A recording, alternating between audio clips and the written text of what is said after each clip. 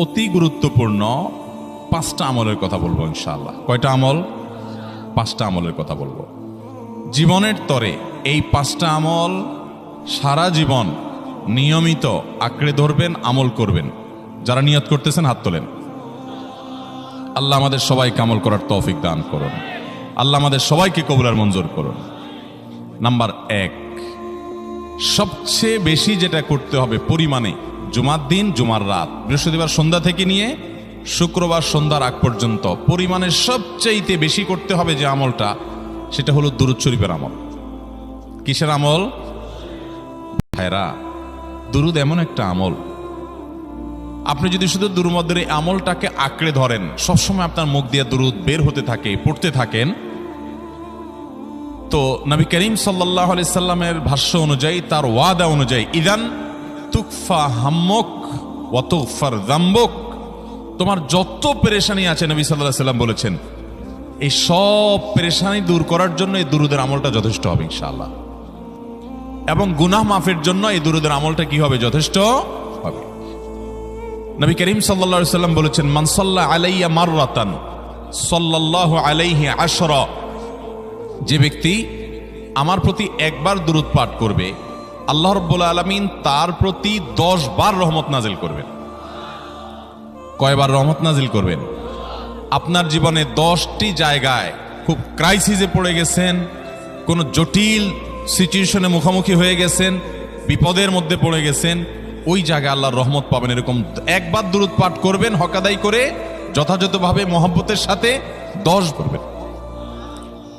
নবী করিম সাল্লাল্লাহু আলাইহি ওয়াসাল্লাম বলেছেন, আকসিরু আলাইয়া মিনাস সালাতি মিন ইয়াউমিল জুমআতি ওয়া লাইলাতিল জুমআহ, তোমরা জুমার দিন এবং জুমার রাতে আমার প্রতি বেশি বেশি দুরূদ পাঠ করবে, দুরূদ প্রেরণ করবে। ফা ইন্না সালাতাকুম মা'রুদাতুন আলাই, কারণ তোমরা যে দুরূদ পাঠ করো এটা আমার কাছে পেশ করেন আল্লাহর ফেরেশতারা, এবং রীতিমতো নামধাম সহকারে আল্লাহর একদল ফেরেশতা নিয়োজিত আছে। তারা বলেন, আল্লাহ, হে আল্লাহ রাসূল, আপনার অমুক উম্মত, অমুক অনুসারী, আল্লাহর অমুক বান্দা পৃথিবীর অমুক প্রান্ত থেকে, অমুক দেশ থেকে, অমুকের সন্তান, সে আপনার প্রতি দুরূদ পেশ করেছে জুমার দিনে, জুমার রাতে বা অন্য সময়ে। এটা নবী করিম সাল্লাল্লাহু আলাইহি সাল্লামের কাছে রিপোর্ট দেওয়া হয় আল্লাহর নিযুক্ত ফেরেশতাদের মাধ্যমে। আপনি যখন দুরূদ পাঠ করবেন, আপনার ভিতরে এই ফিল হবে যে আমি দুরূদ পাঠ করছি আর আমার নবীর কাছে এটা উপস্থাপিত হচ্ছে আমার নাম ধাম, আমার রিপোর্ট সহকারে। এই জন্য শুক্রবার দিন এবং রাত, অর্থাৎ বৃহস্পতিবার সন্ধ্যা থেকে নিয়ে শুক্রবার সন্ধ্যা পর্যন্ত এই 24 ঘন্টার মধ্যে নবী করিম সাল্লাল্লাহু আলাইহি সাল্লামের ভাষ্য খেয়াল করেন, আকসিরু আলাই। ওলামা একরাম জানেন, নবী আলাইহিস সালাম সাধারণত কোনো আমল পরিমাণে বেশি করতে বলতেন না। পরিমাণে বেশি করতে বলার মতো আমল খুব কম ইসলামে। গোটা কোরআন যদি খোলেন আপনি, পরিমাণে অধিক করতে বলা হয়েছে এরকম আমল খুব বেশি পাবেন না। তোমরা বেশি বেশি করে নামাজ পড়ো, বেশি বেশি করে রোজা রাখো, এরকম কথা কোরআন হাদিসে নাই। অবশ্যই একজন ইমানদার 5 ওয়াক্ত ফরজ নামাজের পাশাপাশি অধিক পরিমাণে নফল নামাজও পড়বেন, সেটা ভিন্ন কথা। কিন্তু কোরআনে বেশি পরিমাণে আল্লাহর জিকির করার কথা বলা হয়েছে। আর নবী করিম সাল্লাল্লাহু আলাইহি সাল্লাম বৃহস্পতিবার সন্ধ্যা শুরু হলে শুক্রবার সন্ধ্যার আগ পর্যন্ত বেশি পরিমাণে করতে বলেছেন যে কাজটা, সেটা হলো দুরূদ শরীফের আমল। অতএব ভাইরা আমার, বৃহস্পতিবার সন্ধ্যা থেকে নিয়ে শুক্রবার সন্ধ্যা পর্যন্ত আপনি দোকানদার মানুষ, বৃহস্পতিবারে ব্যবসা করছেন, দোকানদারি করছেন, কোনো অসুবিধা নাই। আপনার অবসর সময়গুলোতে মুখ দিয়ে দুরূদ পড়তে থাকবেন। দুরূদের মধ্যে সবচেয়ে শ্রেষ্ঠ দুরূদ হলো নামাজে যেটা পড়েন, দুরূদ ইব্রাহিম। আল্লাহুম্মা সাল্লি আলা মুহাম্মদ ওয়া আলা আলি মুহাম্মদ কামা সাল্লাইতা আলা ইব্রাহিম ওয়া আলা আলি ইব্রাহিম ইন্নাকা হামিদুম। আল্লাহুম্মা বারিক আলা মুহাম্মদ ওয়া আলা আলি মুহাম্মদ কামা বারাকতা আলা ইব্রাহিম ওয়া আলা আলি ইব্রাহিম ইন্নাকা হামিদুম। তাহলে দুরূদের এই আমলটা, এটা করার জন্য আল্লাহ তাআলা এমন সহজ করে দিয়েছেন যে ওযুর প্রয়োজন নাই। আপনার ওযু নাই, তারপর আপনি দুরূদ পাঠ করতে পারবেন। এবং আপনি এই বড় দুরূদ পড়ার মতো সময় নাই, তো আপনি একবারে সবচেয়ে সংক্ষিপ্ত দুরূদ পড়েন সাল্লাল্লাহু আলাইহি ওয়াসাল্লাম, তাতেও দুরূদ পাঠের সওয়াব পাবেন। চেষ্টা করব তো ইনশাআল্লাহ। শুক্রবার আসবে, দুরূদ বেশি বেশি করে পাঠ করব। আপনি দোকানে কাজ করেন, আপনার দোকানে আপনার সহকর্মী আরো কাজের লোক আছে, আপনি সবাইকে স্মরণ করাবার জন্য নিজে জোরে জোরে দুরূদ শরীফ পড়বেন এবং বলবেন যে শুক্রবার শুরু হয়ে গেছে, সবাই দুরূদ শরীফের আমল করো। ভাইরা আমার, আমি আমার জীবনের কথা বলতে পারি। আমার জীবনে ওই যে হাদিসের উপরে ইয়াকিন এবং বিশ্বাস আলহামদুলিল্লাহ ছিল, আমার জীবনে আমি অনেকবার দেখেছি এরকম জটিল পরিস্থিতি হয়েছে যে দেয়ালে পিঠ থেকে গেছে, নড়ার জায়গা নাই, আর কোনো আপাত দৃষ্টি থেকে এই বিপদ থেকে উদ্ধারের কোনো পথ নাই। দুরুদ, ইস্তেগফার, দোয়া ইউনুস, এই 3 আমল পাশাপাশি ইয়াজাল জালাল ওয়াল ইকরাম, এই 4টা জিনিসকে এমন ভাবে ধরছে, বিশেষ করে দুরুদ, স্পেশালি সারাক্ষণ দুরুদ। আল্লাহ রাব্বুল আলামিন এমন ভাবে সহযোগিতা করেছেন, এমন ভাবে উদ্ধার করেছেন যে কল্পনা করলে অবাক লাগে এখন যে এটা কিভাবে সম্ভব। ভাইরা আমার, এক সাহাবী নবী করিম সাল্লাল্লাহু আলাইহি ওয়াসাল্লামের কাছে এসে বলছে, ইয়া রাসূলুল্লাহ, আমি যে দোয়া করি এই দোয়ার মধ্যে আমি নিজের জন্য করব, আমার ছেলে মেয়ের জন্য করব, অনেক কিছু করব, এটা সেটা, রিজিক চাইবো, সুস্থতা চাইবো, অনেক কিছুই তো আল্লাহর কাছে চাইবো। আপনি তো আল্লাহর রাসূল, আপনার জন্য দোয়া করলে আমাদেরই লাভ, একবার দোয়া করলে আল্লাহ 10 বার রহমত নাজিল করবেন, তো আপনার জন্য আমার দোয়ার ভিতরে কত পার্সেন্ট রাখবো? সাহাবী বারবার বিভিন্ন পার্সেন্টেজ বলছিলেন যে 3 ভাগের 1 ভাগ আপনার জন্য রাখি ইয়া রাসূলুল্লাহ, অর্ধেক রাখি, আরো বেশি করে রাখি। তিনি যত বলছেন নবী করিম সাল্লাল্লাহু আলাইহি ওয়াসাল্লাম আরো বাড়ানোর জন্য তাকে উৎসাহ দিচ্ছিলেন। এক পর্যায়ে যখন তিনি বললেন, ইয়া রাসূলুল্লাহ, আমি আমার কোন দোয়ার সবটুকু যখন আপনার জন্য নিবেদন করব, আমি কোন একবার যখন দোয়া করব, দোয়া শুধু আপনার জন্যই করব যখন, অর্থাৎ পিওর দুরূদ যখন পড়ব, নিজের জন্য আর কিছু চাইব না, শুধু আপনার জন্যই যদি চাই কোনোবার, তাহলে তখন নবী করিম সাল্লাল্লাহু আলাইহি ওয়াসাল্লাম বলেছেন, ইদান তুকফা হাম্মুক ওয়া তুগফার যামবুক, তাহলে তোমার সকল পেরেশানি থেকে উদ্ধারের জন্য এই দুরূদটাই যথেষ্ট হয়ে যাবে, এবং তোমার সকল গুনাহ মাফের জন্য এটা যথেষ্ট হয়ে যাবে।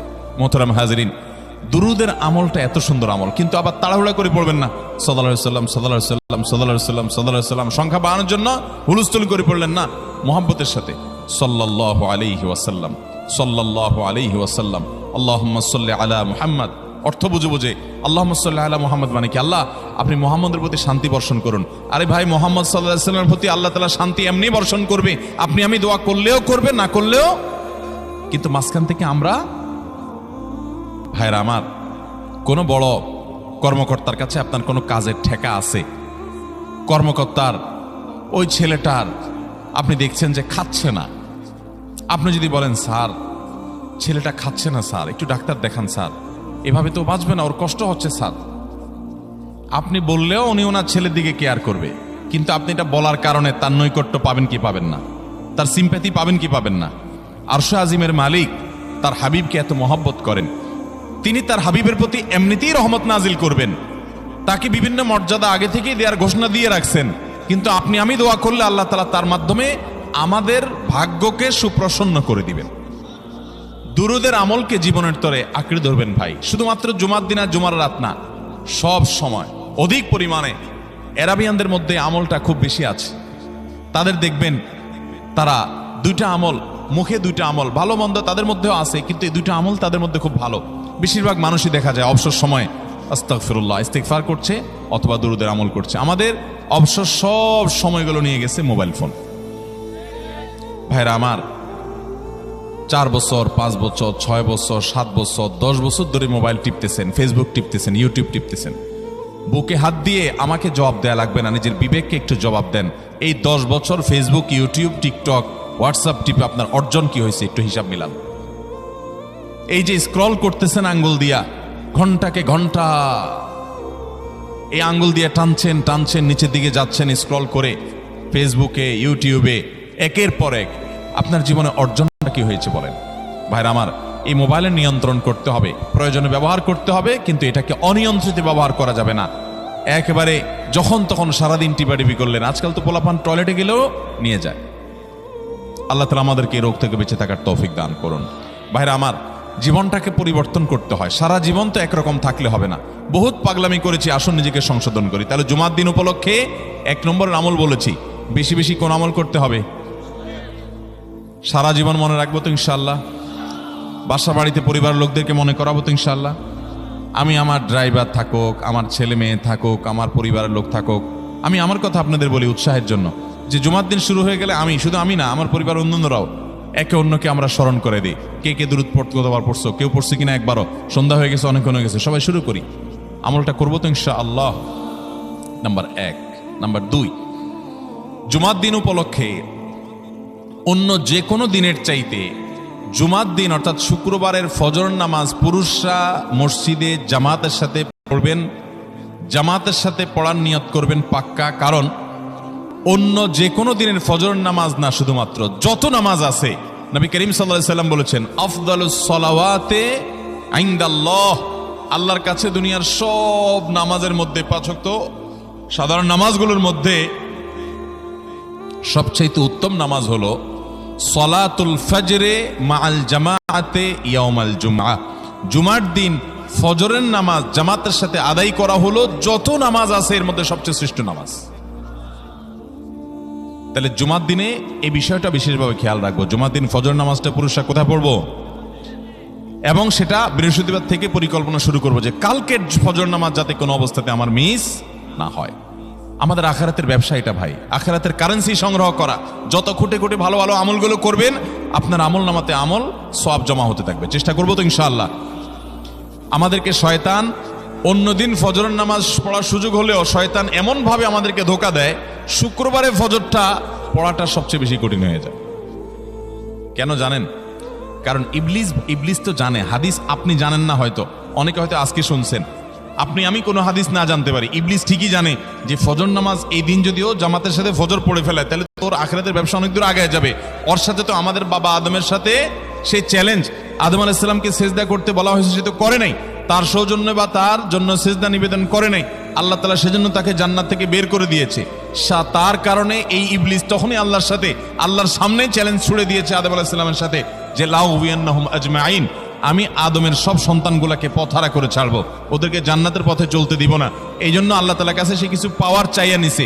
এর ভিতরে একটা হলো কিয়ামত পর্যন্ত হায়াত পাবে, আরেকটা হলো আমাদের রগের সাথে সে মিশতে পারে, রক্ত প্রবাহের সাথে মিশতে পারে, শরীরের মধ্যে প্রভাব সৃষ্টি করতে পারে, আমাদেরকে দুর্বল করতে পারে, মন্দ দিকে টানতে পারে, ভালো কাজ যেন না হয় মনে মনে কুমন্ত্রণা সৃষ্টি করতে পারে। এই পাওয়ার সে নিয়ে এসেছে। এই জন্য তার সাথে আমাদের চ্যালেঞ্জ। সে হাদিস জানে যে জুমার দিন ফজর পড়লে আমাদের অনেক লাভ হয়ে যাবে।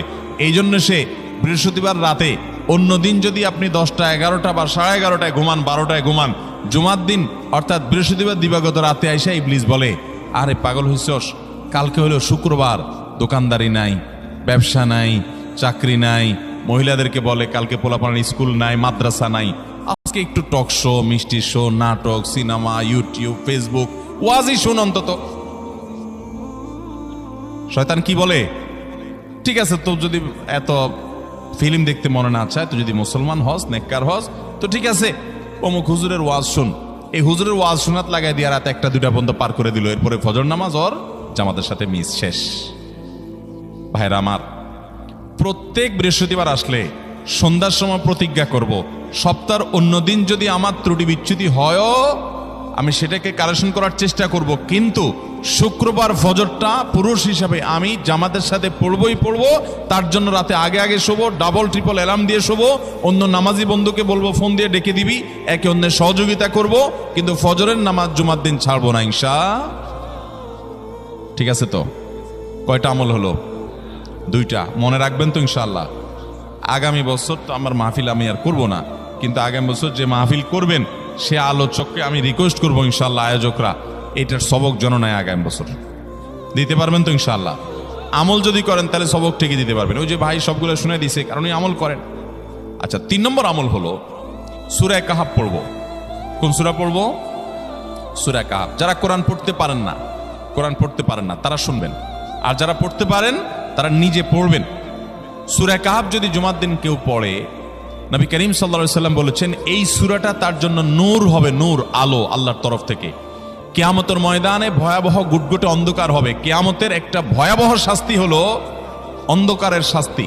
ভাইরা আমার, অন্ধকারের শাস্তি মানে এমন ভয়াবহ অন্ধকার হবে যে দুনিয়ার অন্ধকারের সাথে কোনো তুলনাযোগ্য নয়। সেই ভয়াবহ অন্ধকারে কিছু আমল আছে যে আমলগুলো মানুষের ওই অন্ধকারের মধ্যে আলোর কাজ দিবে। এর মধ্যে একটা হলো অজুর অঙ্গগুলো যদি কেউ ভালো করে অজু করে, সুন্দর করে ডুলে ডুলে যেন শুকনা না থাকে, উত্তম রূপে যদি অজু করে কেউ, পানি অপচয় না করে, পানি অল্প নয় কিন্তু ডলে বেশি, সুন্দর করে যদি কেউ অজু করে, এই অজুর অঙ্গগুলো কিয়ামতের ময়দানে উজ্জ্বল হয়ে জলজল করে জ্বলতে থাকে এবং তার জন্য আলোর কাজ দেয়। সবাই যখন অন্ধকারের আযাবের মধ্যে নিমজ্জিত থাকে, হাহুতাশ করে, তখন এই ব্যক্তির এই আমলটা তার আলো ভূমিকা আসে। আর আরেকটা হলো এই সূরা কাহাফ। অন্য অনেক উলামা ইকরাম বলেছেন